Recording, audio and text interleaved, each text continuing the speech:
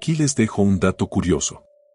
¿Sabían que hasta hace poco, más personas habían estado en la Luna que en las profundidades de nuestros océanos? Muy por debajo de la superficie, más allá de donde llega el último rayo de sol, se encuentra el fondo del océano, un lugar que la mayoría de las cosas, y mucho menos las personas, nunca verán. Es un lugar tan inhóspito que si de repente fueran transportados allí, la presión prácticamente haría que su cuerpo implosionara, sus huesos se aplastaran, y si de alguna manera, por intervención divina o extraterrestre, si te mantuvieran vivo, te congelarías. Considerando que la temperatura apenas supera los 0 grados. Así que no es sorprendente que el fondo del mundo sea un vacío infinito sin vida, ¿verdad? Bueno, sorpresa, sorpresa, no es porque allá abajo, en las partes más profundas y frías del océano, ocurra algo extraño, que, para citar a Malcolm, la vida encuentra su camino. Así que definitivamente la vida aún existe ahí abajo. Es solo que, desde nuestra perspectiva, es una vida muy inusual. Y una de las más extrañas. Lo que ocurre es que la vida no solo sobrevive, sino que también crece. Muchísimo. En un lugar donde la presión por sí sola puede matarte, encontrarás criaturas que han aumentado de tamaño, se han estirado y parecen haber mutado. Hay camarones del tamaño de gatos, criaturas parecidas a insectos que parecen tanques y animales con ojos del tamaño de platos, por nombrar solo algunos. Y cuanto más profundo te adentras, más extraño se vuelve. La mayoría de la gente piensa que el océano es una entidad prácticamente uniforme, azul, lleno de peces y, bueno, húmedo. Pero en realidad, el océano está dividido en 5 capas distintas, cada una con sus propias reglas ecológicas, por así decirlo. Y cuanto más profundo se profundiza, más extraño se vuelve, a pesar de estar, de hecho, técnicamente más cerca de la Tierra. Los primeros 200 metros corresponden a la zona epipelágica, más comúnmente conocida como la zona de luz solar. Y este es el océano que creemos conocer. Los arrecifes de coral, los peces de colores, las plantas fotosintéticas, etc. Y en conjunto, alberga aproximadamente el 90% de toda la vida marina, a pesar de representar solo el 3% del volumen total del océano. Pero una vez que se cruza esa umbral de 200 metros o 656 pies, bueno, has dejado atrás territorio familiar. Hace más frío, la luz se desvanece y todo se ve un poco diferente. Pero felicidades, ahora has llegado a la zona mesopágica o la dimensión desconocida. Y no, Edward Cohen no está aquí abajo. Pero, honestamente, es mejor que lo hagas, porque es oscuro, frío y espeluznante como un palo de hockey H. Esta área se extiende hasta los 1000 metros o 3280 pies. Pero curiosamente, a pesar de que la luz del sol se desvanece casi por completo, es aquí donde encontramos un nuevo tipo de luz en un bioluminiscencia a gran escala. En otras palabras, la luz de los organismos vivos. Es aquí donde se produce uno de los fenómenos más extraordinarios de la naturaleza, la migración vertical diaria de miles de millones de organismos que ascienden a la superficie por la noche para alimentarse y luego regresan a las profundidades al amanecer, creando lo que los científicos denominan la capa de dispersión profunda, que, por cierto, es tan densa que los primeros operadores de sonares la confundieron inicialmente con el fondo marino. Después de esta zona, viene la zona batopelágica, es decir, la medianoche. Zona. Aquí la temperatura desciende a 4 grados centígrados o 39 grados Fahrenheit. Si bien la presión sube a 400 atmósferas, suficiente para aplastar a la mayoría de los submarinos y sería como tener un todoterreno en cada centímetro cuadrado del cuerpo, también son básicamente 3000 metros de puro paraíso vampírico. Como ni siquiera una pizca de luz solar llega hasta aquí, los únicos fotones a la vista provienen de la vida cada vez más extraña que creó las profundidades como su hogar. Y ahora que estamos a 4000 metros o 13,000 pies, puede que pienses que esto es sin duda el fondo. Y, sin embargo, no lo es. Más allá de los 4000 metros, entramos en el reino del abismo, literalmente el abismo de la zona pelágica. Esta área, a pesar de ser extraordinariamente profunda, abarca la mayor parte del fondo oceánico, representando aproximadamente el 83%. Y con esta profundidad, el alimento es, como mínimo, escaso, y proviene principalmente de lo que los científicos llaman nieve marina, un flujo continuo de partículas de organismos muertos, heces y restos orgánicos del mundo exterior. Y el abismo mismo se extiende hasta los 6.000 metros o 19.600 pies. Y luego llegamos al verdadero fondo del océano, la zona de Hadel, llamada literalmente en honor al mismísimo Hades, el dios griego del inframundo.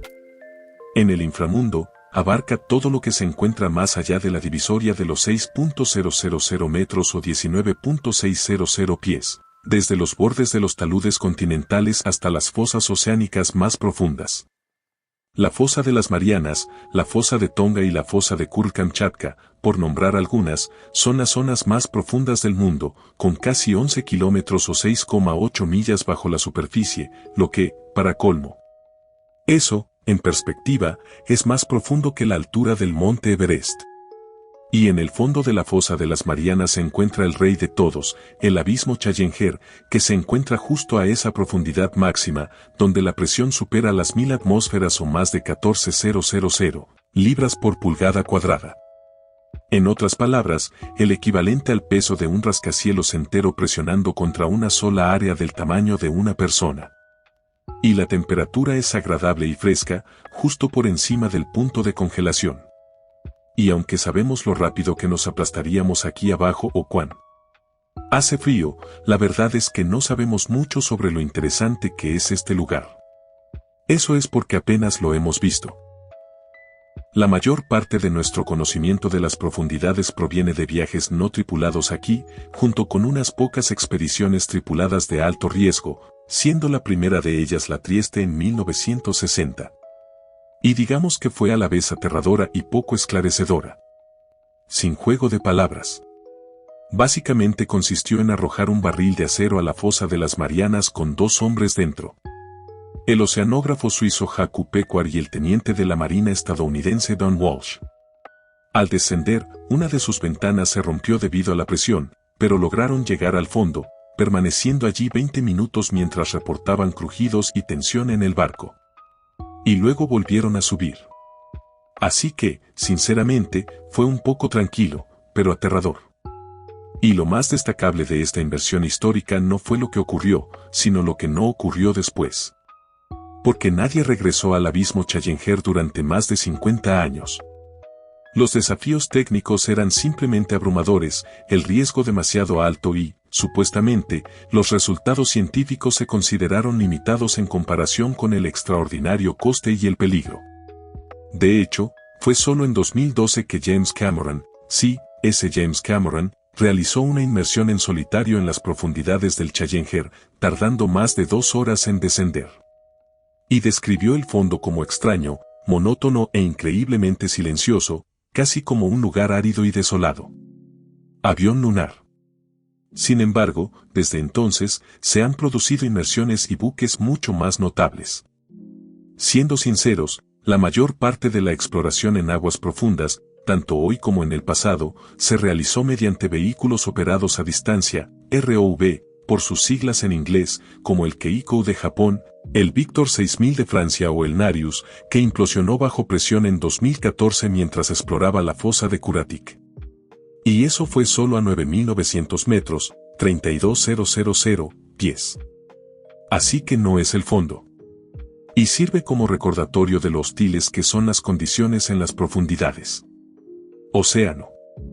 Y, sinceramente, incluso explorar el océano a menor profundidad también es un gran desafío. Porque incluso fuera del fondo, la presión es suficiente para aplastar fácilmente el equipo. La temperatura es tan fría que agota las baterías, y el agua salada que lo rodea corroe todo lo que toca. Pero el mayor desafío para explorar las zonas más profundas del planeta no es ni siquiera el medio ambiente ni la tecnología, sino la magnitud de las profundidades oceánicas. Y a pesar de que representan una enorme. En realidad, hemos visto muy poco de esta parte del océano. Sin embargo, lo que hemos visto ha superado nuestras expectativas. Y eso incluye la vida misma, que contiene algunas de las formas de vida más extrañas que conocemos. Una tendencia inusual en la vida allí abajo es que, a pesar de la presión aplastante y la aparente falta de alimento, los animales tienden a ser enormes. Imagina que te metieran de repente en un submarino que, con suerte, no fue construido por un multimillonario, y luego te arrojaran directamente al fondo. A los 700 metros. Si miras por tu ventanita, el azul familiar se ha desvanecido hace tiempo. Y la única luz que ves aquí abajo proviene del propio submarino y quizás de algún tenue destello en la distancia. La presión ya ha superado las 70 atmósferas, lo que sería como tener un autobús escolar aparcado en el pecho. Y la buena noticia es que apenas has comenzado el descenso. Pero de repente, de la nada, ves una gigantesca columna vertebral flotante, brillante y translúcida. Digamos. Hola Apriadubia, nuestro primer gigante de las profundidades marinas. Digo gigante en singular, pero quizás sea más preciso usar la versión plural, ya que esta criatura desafía nuestra propia definición de lo que constituye un individuo. Verán, Priadubia es en realidad una colonia de clones llamados oides, que se unen para formar algo que, en esencia, actúa como un solo ser. Y de forma similar a como tenemos partes del cuerpo especializadas para diferentes funciones, como la boca para comer y los pulmones para respirar, cada zoológico tiene. Evolucionaron para tener su propia función específica para servir a todo el organismo. Algunos oides se encargan de los movimientos, otros de la alimentación y otros de la limpieza. Y a pesar de que técnicamente todos están separados, cada zooide no puede sobrevivir por sí solo.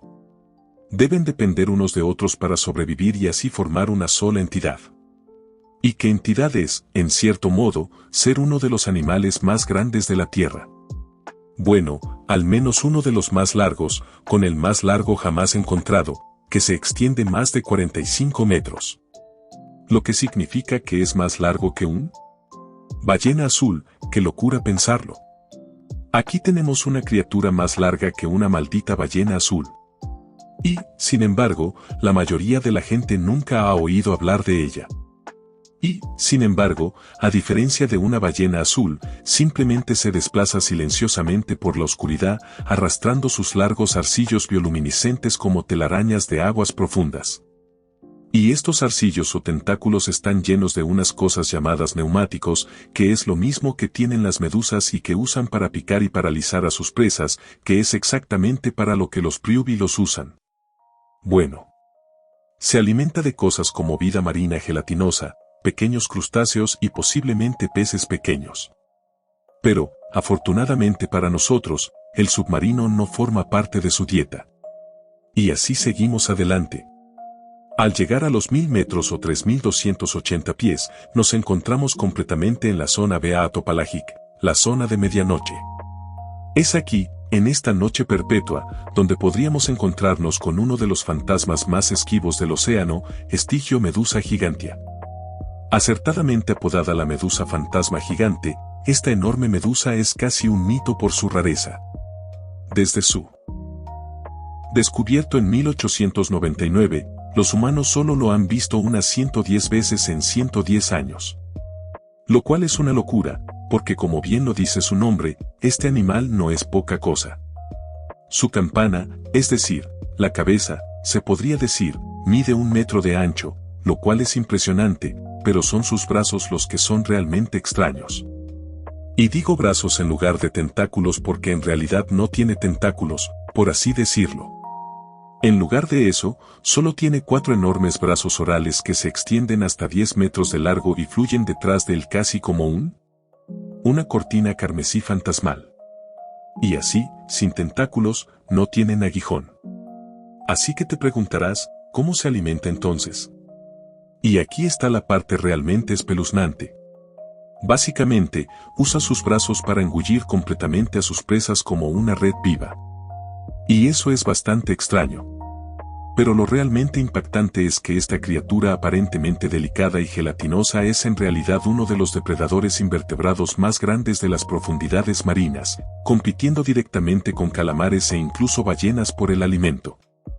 Así que sí, más vale que tengas esperanza. No te encuentras con uno de estos y decides nadar un poco. Pero algo aún peor es toparse, o mejor dicho, nadar, con este tipo, Mesicotus hamilton, también conocido como el calamar colosal, el invertebrado más grande y formidable de nuestro planeta. Olvídate de todo lo que crees saber sobre los calamares. A diferencia de los pequeños seres de la superficie que se convierten en calamares, te resultaría más fácil convertir un león en un filete. Estas pesadillas de las profundidades están construidas como un tanque submarino con un peso de hasta 495 kilogramos. Y no solo son grandes, sino también aterradores. Sus tentáculos no solo tienen ventosas, sino ganchos dentados giratorios que funcionan como anzuelos biológicos. Estos ganchos giran y se fijan en la presa, asegurando que lo que el calamar colosal agarre no se escape. Y para ilustrar lo peligrosamente afiladas que son estas ventosas, sin juego de palabras, observen esta imagen. Las cicatrices que a menudo recubren a algunos de los animales más grandes de la Tierra. Proviene del calamar colosal y su primo. Y si eso no es suficientemente aterrador, ¿por qué no echas un vistazo a lo que te está mirando? Esos de ahí, amigo mío, son los ojos más grandes del reino animal, midiendo hasta 30 centímetros de ancho, lo que los hace más grandes que una pelota de baloncesto. Y por si te lo preguntas, tus ojos probablemente miden solo unos 2,4 centímetros, es decir, más de 10 veces más pequeños. Pero por suerte para ti, para encontrarte con estos tipos, probablemente necesites estar a unos 1500 m o 4921 pies. Pero si te atreves a ir en estas profundidades, en tu pequeño submarino, podrías encontrar otra criatura igual de aterradora esperándote, el Somniosis pacificus, es decir, el tiburón durmiente del Pacífico. No te dejes engañar por su nombre, porque este tiburón de 7 metros de longitud es un peligro puro. Un peligro que también podría vivir hasta cientos de años, siendo pariente cercano del tiburón de Groenlandia, del que hablé en otro video, que si no lo has visto, quizás quieras echarle un vistazo. Y no solo es un tiburón gigante que merodea. Si busca presas en las profundidades, podría ser el tiburón gigante. Lo que significa que podría ser el tiburón macrodepredador más grande del mundo. Hubo un avistamiento, aunque no confirmado, que mencionó un tiburón durmiente de 9,2 metros o 30 pies de largo, lo que, de ser cierto, lo haría mucho más grande que un tiburón blanco. Y aunque este tiburón no tiene un submarino en su menú, quién sabe si intentaría un pequeño mordisco. Pero, por desgracia, si asumimos que sobrevives y continúas descendiendo. Finalmente alcanzó los 2000 metros o 6561 pies. Y si miras por la ventana, incluso podrías ver un pequeño letrero que dice, "Bienvenido al abismo". Porque ahí es exactamente donde estás. Pero al buscar este letrero totalmente real, podría ser recibido por lo que parece una cucaracha prehistórica gigante. Excepto que no es una cucaracha, sino un isópodo gigante, conocido como Batnon giganteas. Ahora bien, si alguna vez has encontrado cochinillas o roly-polies en tu jardín, bueno, felicidades. Conocí a los primos diminutos de uno de los gigantes más emblemáticos de las profundidades marinas. Pero mientras que la variedad común alcanza aproximadamente media pulgada, estos parientes abisales crecen hasta 50 centímetros de largo o más de 45 centímetros. Así que, ahora intenta imaginar un insecto como ese correteando por el suelo de tu cocina. Sí, no es una gran imagen. Pero lo que hace a estos isópodos gigantes realmente extraordinarios no es solo su tamaño, sino también su paciencia. Verás, cuando la comida escasea, que honestamente probablemente ocurre la mayor parte del tiempo en las profundidades, estas criaturas entran en un estado de casi animación suspendida. Y no uso la palabra suspendido a la ligera. Un ejemplar del acuario Toba de Japón pasó 5 años sin comer. De nuevo, 5 años sin comer. ¿Te imaginas no haber comido nada desde 2020? Creo que moriría. Literalmente. Es otro animal abisal que también se parece a un insecto sin serlo. Es algo que estoy completamente convencido de que salió de la película Alien, una criatura que pondría los pelos de punta incluso al explorador más valiente. Y. Esa es Colosundice colosia, también conocida como araña marina gigante. Y a pesar de su nombre, no son arañas verdaderas, sino que pertenecen a un linaje antiguo que se desvió del linaje de los artrópodos hace cientos de millones de años o que, de alguna manera, los ingenieros dejaron caer en nuestro planeta. Por ejemplo, díganme que la araña marina extinta no parece una araña de orejas. La buena noticia es que la mayoría de las arañas marinas son criaturas diminutas, a veces de tan solo 1 milímetro, 0,03 pulgadas. Pero esta pesadilla de las profundidades marinas tiene patas que miden más de 70 centímetros. O 27 pulgadas. Es decir, hasta 700 veces más grande que sus hermanas mucho más pequeñas. Pero lo verdaderamente extraño de esta criatura no es solo su tamaño, sino lo que ocurre en su interior. Verán, sus órganos internos han migrado a sus patas porque simplemente no hay suficiente espacio en su diminuta cavidad corporal. Y esto es algo que, de hecho, se extiende a todas las arañas marinas. En otras palabras, imaginen si su hígado e intestinos hubieran decidido reubicarse repentinamente en sus muslos. Eso es básicamente lo que ha sucedido aquí. Como dije, un extraterrestre. Pero quizás el que lo supere en términos de extraterrestreidad sea una criatura que se encuentra cerca de fuentes hidrotermales a profundidades de entre 2.000 y 3.000 metros, 6.500 y 9.800 pies. Lo que estamos viendo aquí es Rhytiapipula, el gusano tubícola gigante. Estos seres, que pueden crecer hasta 2,4 metros, 7,9 pies, han evolucionado tan drásticamente que han prescindido de las características animales más básicas. En otras palabras, no tienen boca, ni estómago, ni sistema digestivo. En cambio, su cuerpo alberga miles de millones de bacterias y un órgano especializado llamado trofosoma. Estos microscópicos compañeros convierten el sulfuro de hidrógeno, una sustancia química tan tóxica que mataría a la mayoría de los animales al instante, en alimento. Y todo esto lo hacen en agua lo suficientemente caliente como para cocinar los alimentos completamente y bajo una presión que aplastaría a un humano como una lata de refresco vacía. Así que, básicamente, desafían todo lo que sabemos sobre ser un animal. Pero, por desgracia, nuestro viaje sumergible no estará completo hasta que hayamos alcanzado el extremo más extremo. Profundidades. En otras palabras, la zona de Atoll. Y en esta zona, entre 7.000 y 8.500 metros, en la oscuridad aplastante del océano profundo, encontramos a nuestro último gigante, Aliceya gigantea. Estos anfípodos de gran tamaño son parientes lejanos de los diminutos saltadores de playa que se pueden ver saltando entre las algas en la playa. Pero mientras que sus primos de la superficie miden solo unos pocos milímetros, Aliceya ha evolucionado para alcanzar longitudes de hasta 34 centímetros o 13,4 pulgadas con pesos corporales superiores a los 500 gramos, lo que, para ponerlo en perspectiva, sería como encontrar una hormiga del tamaño de una cobaya. Un cerdo en tu patio trasero. Tan grande, como mínimo. Pero dicho esto plantea una pregunta importante: ¿por qué las profundidades marinas, con toda su presión aplastante, temperaturas gélidas y recursos escasos, producen formas de vida tan gigantescas? ¿Por qué un calamar se convierte en media tonelada, un gorila en un monstruo y un gusano en un tubo del tamaño de un humano?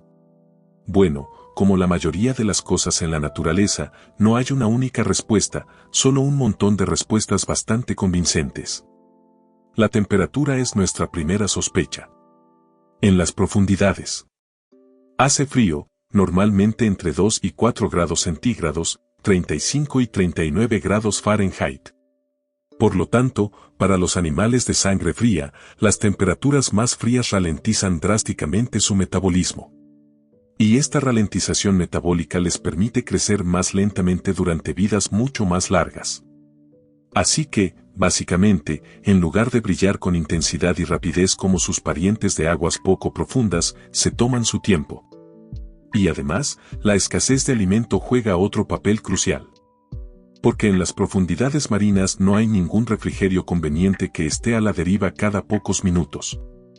Si quieres sobrevivir, necesitas amplitud, resistencia y un cuerpo capaz de almacenar energía. Por lo tanto, al ser un animal más grande, no solo puedes viajar más lejos, sino también tener más reservas, lo que te permite sobrevivir a la hambruna entre las caídas de ballenas o cualquier otra fuente de alimento que consumas. Y además, al igual que con la falta de alimento, también hay falta de depredadores. Y con menos depredadores, los animales pueden tomarse su tiempo para crecer sin ser atacados. Y luego, el contribuyente más improbable es el oxígeno, lo que podría parecer extraño, ya que hay menos oxígeno en las profundidades. Océano y solemos asociar más oxígeno con el tamaño, no con menos. Pero lo curioso es que se ha descubierto que el tamaño en todos estos crustáceos aumenta la cantidad de oxígeno que pueden absorber. Por lo tanto, la idea es que un mayor tamaño es en realidad una adaptación para combatir la posible fijación debido a la menor cantidad de oxígeno disponible. Pero, sinceramente, probablemente se deba a una combinación de todos estos factores y posiblemente a más. Cada animal crece por diferentes razones. Por ejemplo, podría ser para almacenar alimentos. Para otros, la falta de depredación. Y para otros, podría ser simplemente porque el océano dijo, hagámoslo raro. Es broma. Sin embargo, lo más sorprendente de todo esto es que estos son solo algunos de los gigantes, ya que apenas hemos comenzado a observarlos. Apenas hemos cartografiado el 20% del océano, una cifra que sería ridícula para la cartografía terrestre. Y algunas estimaciones sugieren que hemos identificado menos del 10% de las especies que habitan el océano. Así que con tantos poco explorado y descubierto, uno se pregunta qué más podría haber ahí fuera. Gracias por ver y hasta la próxima.